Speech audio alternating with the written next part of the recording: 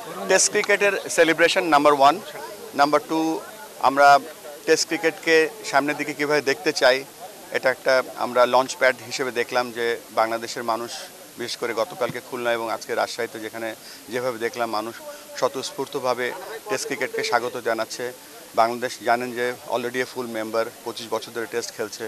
আমরা এই আয়োজনটা সবসময় করতে চাই, এটা একটা অংশ। আর একটা হচ্ছে যে আপনারা জানেন যে আমরা ক্রিকেটকে ডিসেন্ট্রালাইজ করতে যাচ্ছি এবং সব জায়গায় আমরা ছড়িয়ে দিতে যাচ্ছি। সেই ছড়িয়ে দেওয়ার একটা অন্যতম কারণ আজকে আমাদের এখানে আসা এবং আপনাদের যারা কর্তৃপক্ষ এখানে আছেন তাদের সাথে আমরা কথা বলবো কিভাবে এখানে ক্রিকেট আরও বেশি খেলা হতে পারে, কিভাবে রাজশাহী থেকে আরও জাতীয় দলের খেলোয়াড় আপনারা উপহার দিতে পারেন, কিভাবে বাংলাদেশ ক্রিকেটকে আপনারা সাহায্য করতে পারেন সেই ব্যাপারেও আমরা আলোচনা করব। তার সাথে সাথে এটুকু বলতে চাই যে আপনাদের যে উৎসাহ উদ্দীপনা, আপনাদের যে সাপোর্ট ক্রিকেটের প্রতি, বাংলাদেশের প্রতি আমরা দেখে অভিভূত হয়ে গেছি।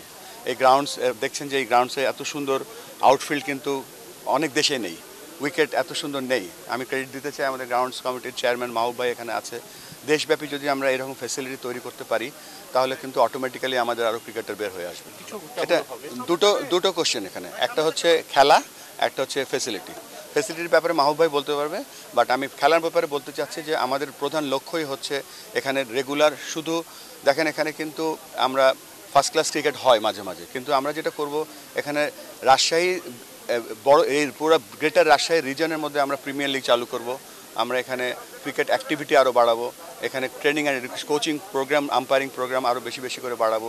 আর সবথেকে গুরুত্বপূর্ণ যেটা, এখানে অলরেডি আমাদের এজ গ্রুপের ক্রিকেট হয় এখানে 16 বছরের, 14 বছর, 18 বছরে, সেগুলোকে আমরা 2 দিনের ক্রিকেটে রূপান্তরিত করার চেষ্টা করব।